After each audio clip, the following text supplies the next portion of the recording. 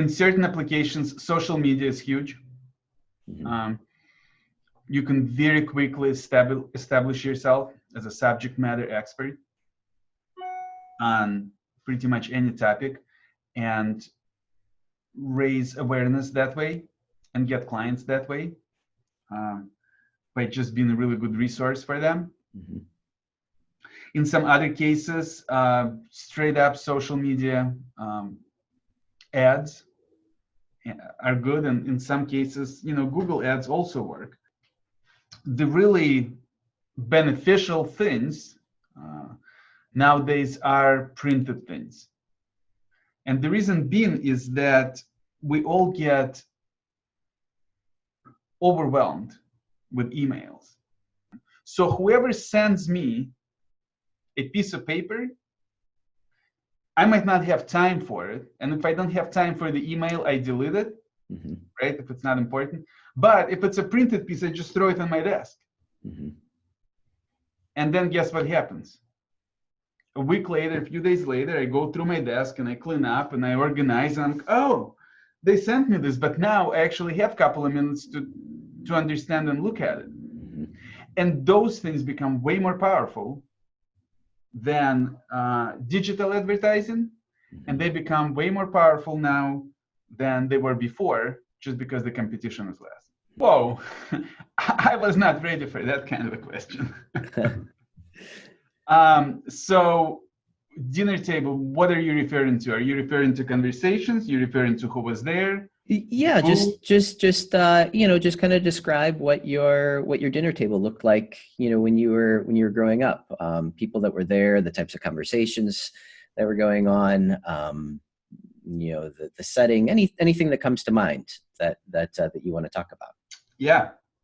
So I grew up in the Soviet Union, and we had a tiny kitchen. And when I say tiny, the distance between the actual tiny dinner table and the counter on the other side of the room, the distance was so small that you had to turn sideways to walk through. So needless to say, very small room, very small table. I am the only grandchild. So not only I don't have siblings, I don't have cousins either. So our dinner table was always three of us, my parents and myself. And my mom cooked all the time.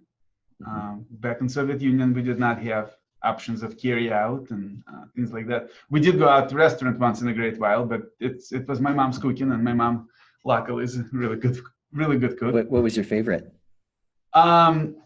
So I love what's called cutlets. Okay. Think of it as some kind of version of a burger, but it's not done on the grill, it's done on a fry pan.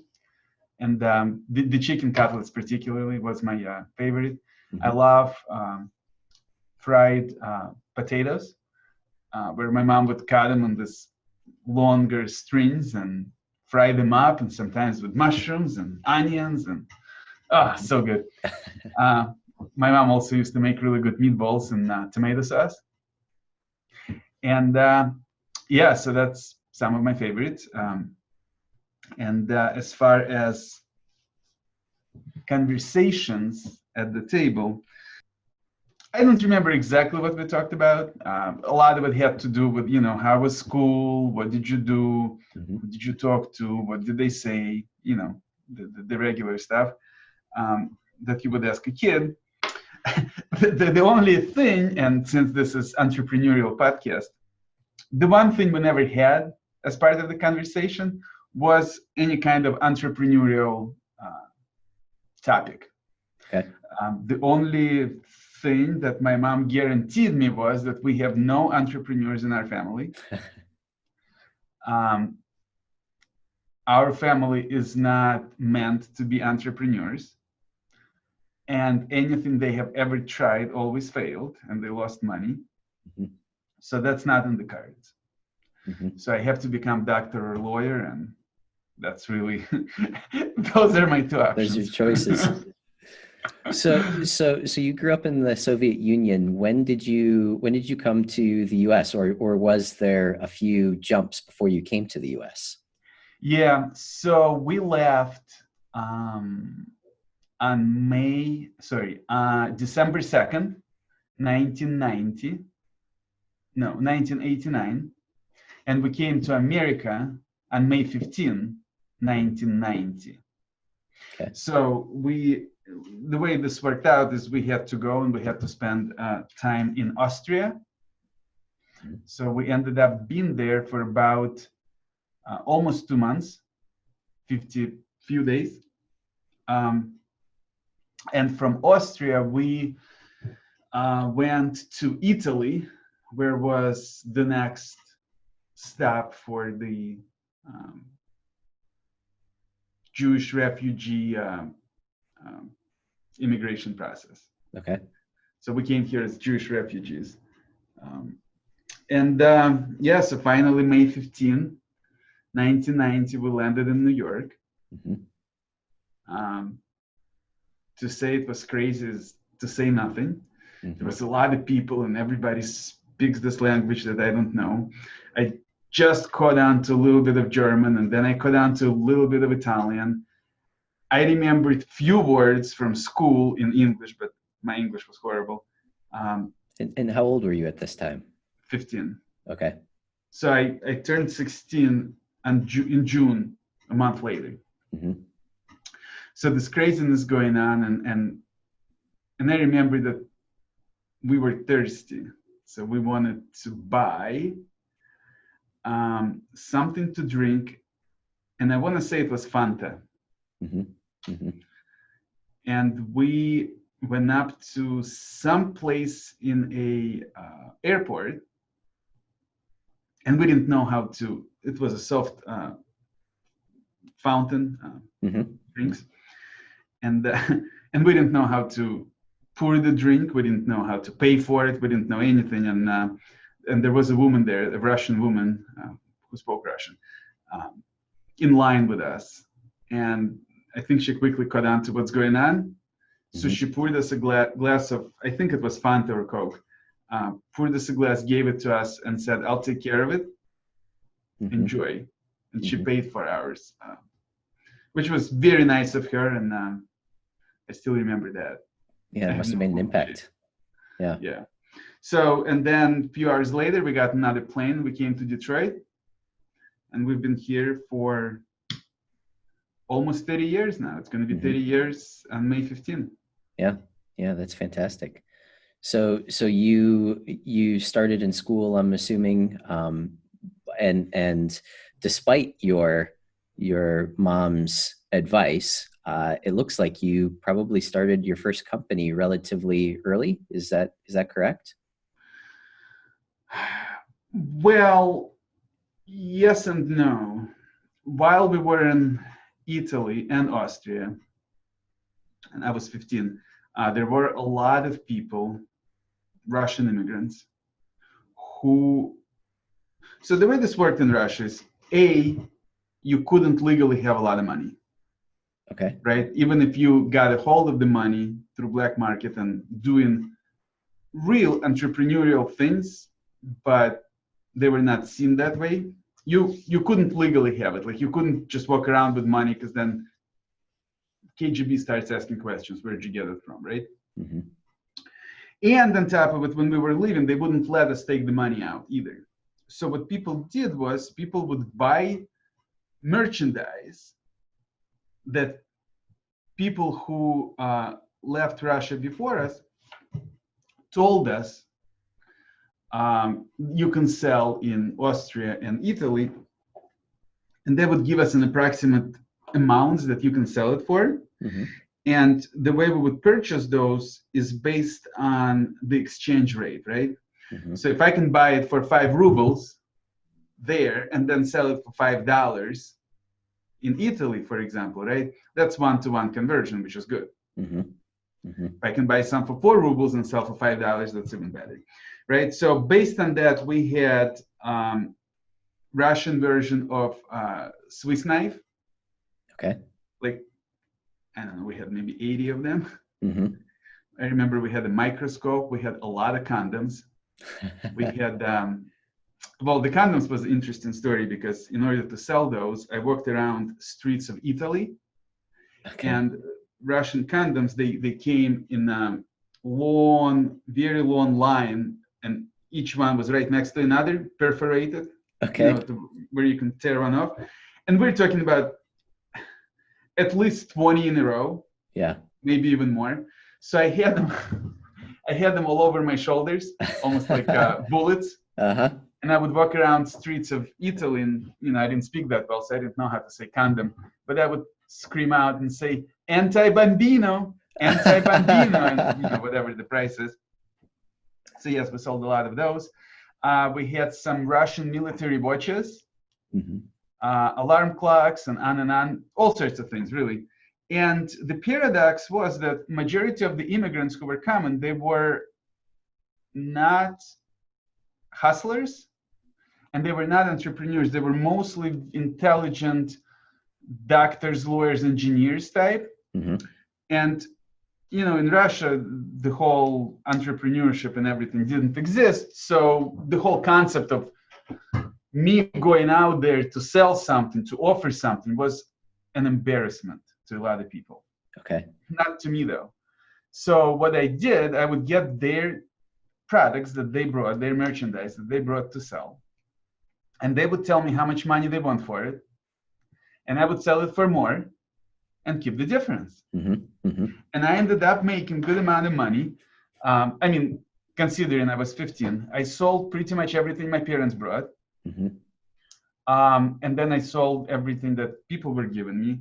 And I ended up going to the bar every single night with a whole bunch of other guys and girls. And we played video games, we drank mineral water, we had ice cream. So it wasn't like, it's not like I was spending a lot of money, but enough to where it was really meaningful. Mm-hmm. And after everything was said, I bought my mom candy every day. Mm-hmm. And I ended up bringing $600 of my own Wow. to America. Wow. And I used that money to get my first car. That's great. What did your mom think of all this after giving you, after saying that entrepreneurialism isn't the place for us? I mean, she had to have seen that was not entrepreneurism. That was just something we did. Oh, okay. Okay. Now, I'm speaking to the mentality, right? Yep. To the mindset. So anyways, then we came here, and I just realized, I think I answered the question a long time ago. You did. No, that's fantastic. It's fantastic. So what was your first exposure to what you would consider entrepreneurialism here in the country? What were you doing, or what did you do?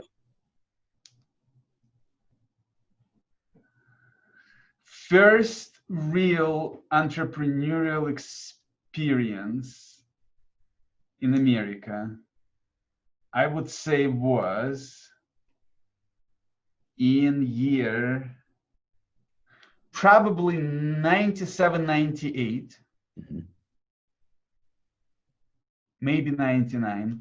A friend of mine and I, we bought a lot of computers, laptops, Mm-hmm. from a local gallery because they were upgrading it for new computers. I don't remember exactly how many, but it must have been at least 100. Mm-hmm. I remember there was a lot. So we bought those computers. We went through them. We reinstalled Windows. We just made sure that they worked properly.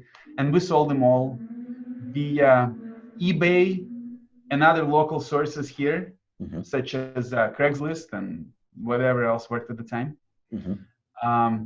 We had ads all over the place, and I would say that was my first official entrepreneurial experience in America. Excellent. And you did that for a number of years, and then I'm assuming you went more into the printing world. Is that how you? So in 99,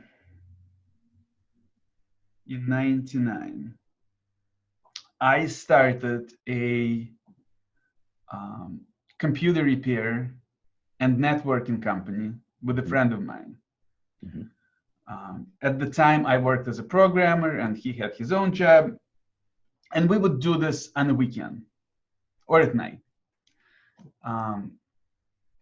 And then I lost my job in 2002. Mm-hmm. In November. I was fired from my job. And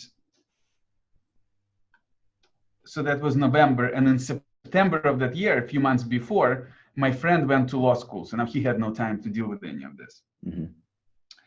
And in January of 2003, I changed the name of the company. We were first originally called GloveTech. Mm-hmm. So then I changed it to Orange Computer Solutions, and I went on my own. So, and then what happened was I went on my own, called Orange Computer Solutions. So I started around by myself fully around January, and a few months later, sometime in spring, probably March, one of my clients asked me if I could do a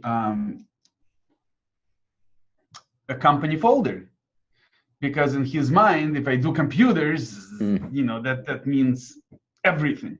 Mm-hmm. And particularly the way he shared it with me was that, you know, I'm trying to get this company folders done, but I want something nice and I don't know where to go for something nice. Can you help me find it? Mm-hmm. So I'm like, of course, like how hard could it be, right? And after my research, I realized that there really isn't that many options out there for people who need presentation folders. Mm-hmm. And I had the flashback. So in Soviet Union, you have no options for anything. We probably had, I don't know, 4 or 5 different wallpapers, which means that, and out of 4 or 5, 2 or 3 of them were completely hideous.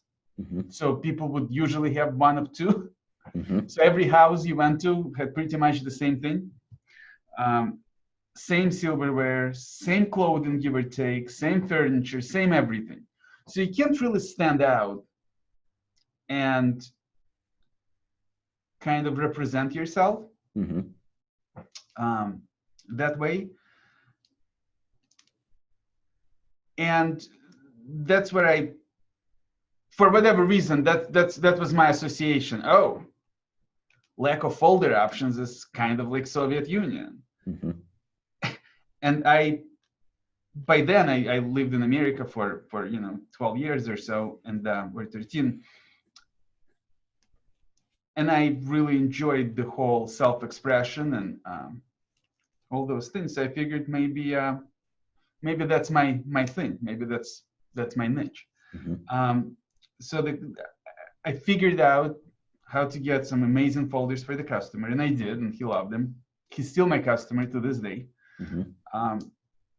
And since he referred to it as company folder, the name of the company is Company Folders. Yeah. It was kind of a no-brainer at the time. Name of the company was not important to me. I just figured I want to do stuff, and so it stuck that way. That's fantastic. And you mentioned that today. Do you regret naming it Company Folders, or has that served you well over the years? Would you have rather have taken a different, like more typical type name? So at the time, it worked great because of SEO, Mm-hmm. right? And the word folders was in the domain. Now it doesn't matter. In retrospect, I would probably, I like the name because it really speaks to what we do, Mm-hmm. and it creates a niche. Mm-hmm. However, it is really hard to offer other things under that name. Mm-hmm. So possibly if I had the choice to go back and rename, I would maybe go with something that's more generic. Mm-hmm. Mm-hmm. Makes sense.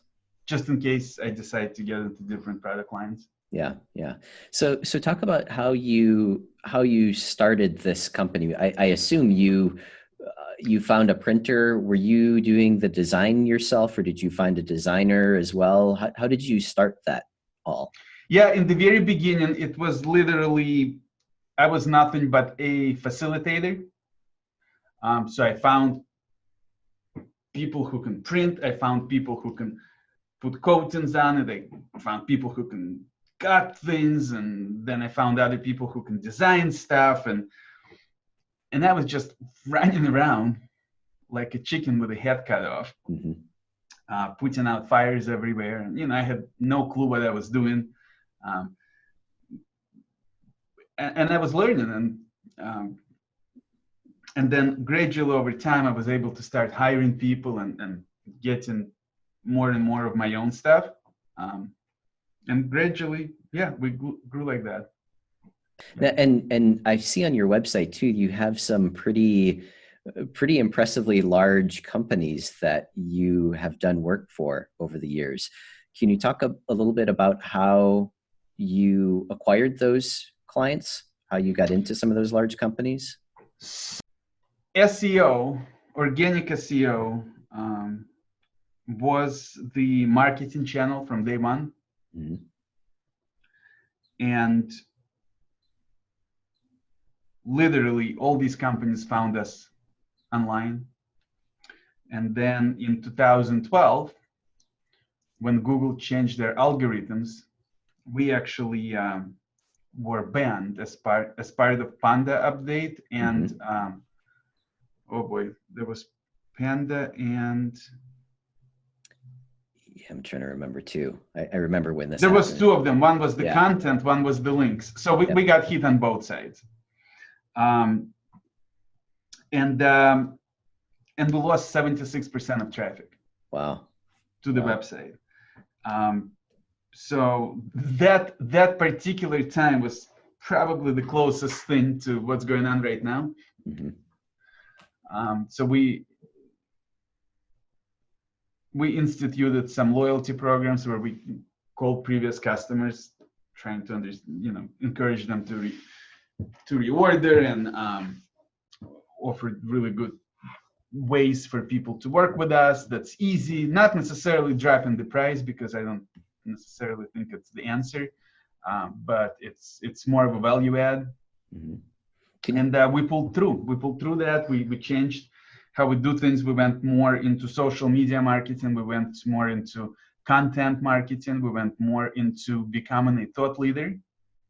And that's exactly what we do right now. We are it's all about digital marketing still, but it's more about thought leadership and being the subject matter expert to our clients. That's fantastic. What types of content are you finding most effective? And again, just to recap, I had a good question that I wanted to ask you, and I forgot. The question you asked was, how do I know which content to create? Oh, yes, exactly. Yes. So how do you determine what is the best type of content, and what do you do with that content once you create it? Very complex process. We basically talk about what people ask us.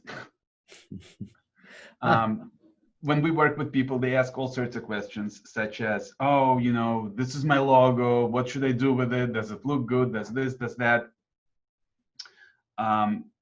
We might be changing our logo. How do we do it then? And on and on and on. So we really understood that once people give us the artwork and they tell us what they want, right? We take over and we do everything else. Mm-hmm. So people don't need to do anything with that. But up until the moment they tell us go ahead and print it, people need to truly understand how to do everything prior to that. Mm-hmm. And for some of them, it starts with logo creation. And for some of them, it's literally, I have all the material already designed, here you go, mm-hmm. right? And anything in between. So we started addressing it from the very beginning. How do you create logo? We have, on our blog, we have multiple articles talking about what's a good logo, what's a bad logo, right? What's the good logo redesign examples? How do you design logo that is two letters? How do you design a logo that has a symbol? How do you design a logo that is just your word, but maybe has some kind of symbol inside it, and so on and so forth? How do you know at which point the right way to go is this or that? So then we have posts about how to design a folder, what should be on your folder, and on and on and on. So most of it is based on what people ask and what people want to know. We also target a lot of our content towards other designers. So it's either other designers or entrepreneurs and marketing managers is basically who our clientele is for the most part. And what happens is they rely on us to help them get projects done, right, on their own. And then obviously, naturally, who do they go to for help when they need something printed? They come to us. Interesting. So, and can you talk a little bit about your creative process? I know that, so backing up to our company, we design a lot of software, and throughout that process, there's a lot of back and forth, if you will, with the client. And sometimes the client can't relay what they don't like. Have you found a way to be able to communicate your creative process in a way that customers respond well to, where it sort of cuts through any confusion and gets directly to the point of the design, or the core of the design? Does that make sense?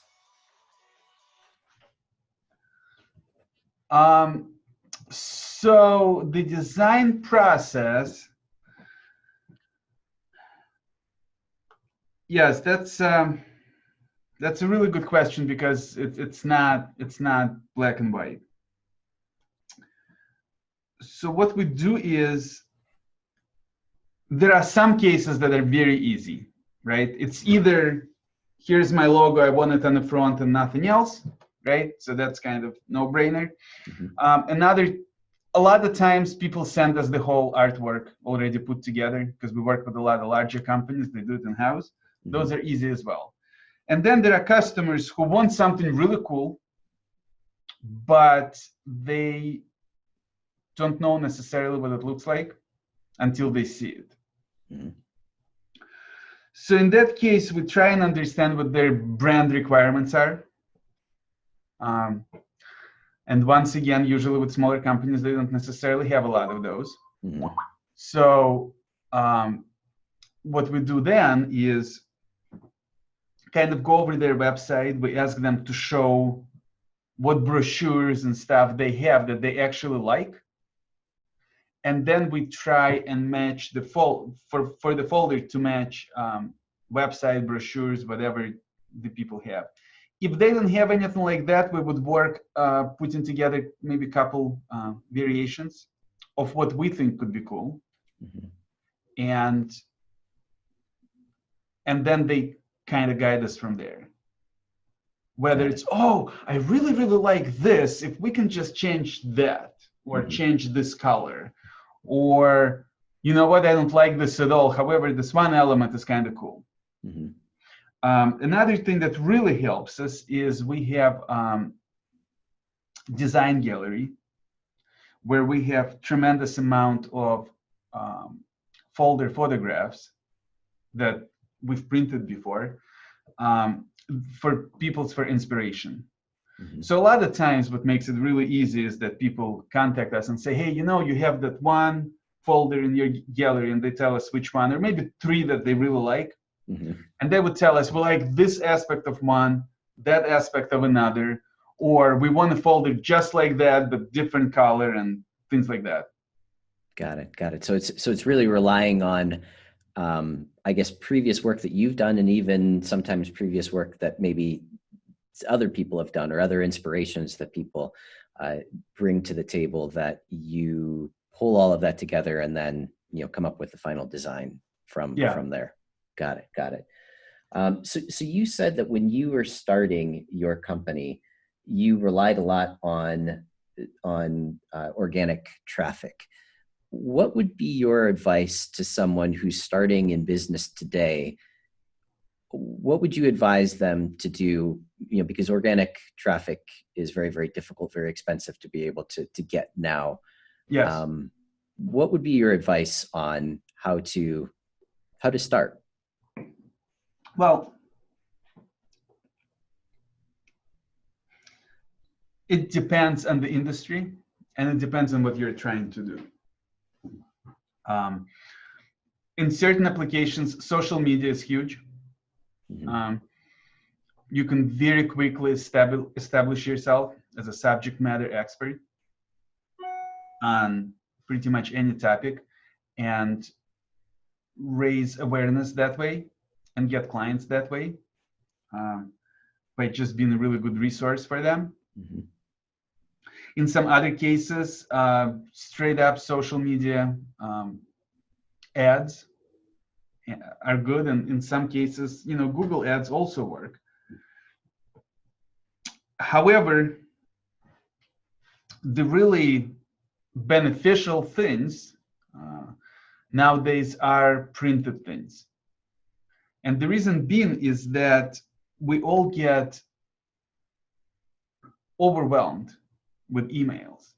Mm-hmm. With this coronavirus thing, everybody and their mothers all of a sudden became coronavirus experts and some kind of wellness coaches, because every single company who had my email on file are sending me emails telling me how they understand what I'm going through in these difficult times. Mm-hmm. If they truly understood, they wouldn't be clogging my mailbox, because Mm-hmm. I don't need that information, right? But for some reason, they think they should. And at the same time, none of them sent me a letter to my house or my office saying, we're with you, and on and on and on. So whoever sends me a piece of paper, I might not have time for it. And if I don't have time for the email, I delete it, Mm-hmm. right? If it's not important. But if it's a printed piece, I just throw it on my desk. Mm-hmm. And then guess what happens? A week later, a few days later, I go through my desk and I clean up and I organize, and I'm like, oh, they sent me this, but now I actually have a couple of minutes to understand and look at it. Mm-hmm. And those things become way more powerful than digital advertising, and they become way more powerful now than they were before, just because the competition is less. Mm-hmm. Yeah, makes perfect sense. And are you guys doing a lot of that type of material design today? Yes, we do all sorts of design. Yeah, that's interesting. Yeah, we do all the graphic print design, from I'd say from a logo, business card, all the way to huge banners, Mm-hmm. billboards, trade show displays, outside tents, window signage, Mm-hmm. folders, obviously, binders, envelopes, brochures, anything and everything. Fantastic. Well, this has been really, really interesting. You've had quite a life, quite a journey to get to this point. If the listeners wanted to reach out to you, what would be the best way to get in touch with you or for hiring your services? So the best way is to send me an email to Vladimir at companyfolders.com. And we're starting a new thing. We're starting a graphic design consultations. And I'm doing those myself. Okay. So anybody who's interested in a graphic design consultation, I offer 15 minutes for free. And the way this would work is we'd get on the phone. Prior to this, I would ask you to send me what it is you're looking to design. Is it brand new or update from something you had before? I want to see whatever relevant artwork or documentation you might have at this point. And then in 15 minutes, we can go through and truly understand who you are, where you are, and where is it you want to go with your marketing materials. And I'll be able to figure out the cost and pretty much explain the process and provide a really good value for the money spent. Excellent, excellent. That's fantastic. And you would just suggest anyone to email you that's interested in that service, that new Absolutely. service? Okay, perfect. Absolutely. Well, excellent. Vladimir, this has been fantastic. And I think the listeners are going to get a lot out of your story and a lot out of your experiences. So thank you for spending a little bit of time. Yeah, the more people I can help, the better. Absolutely. Thank you.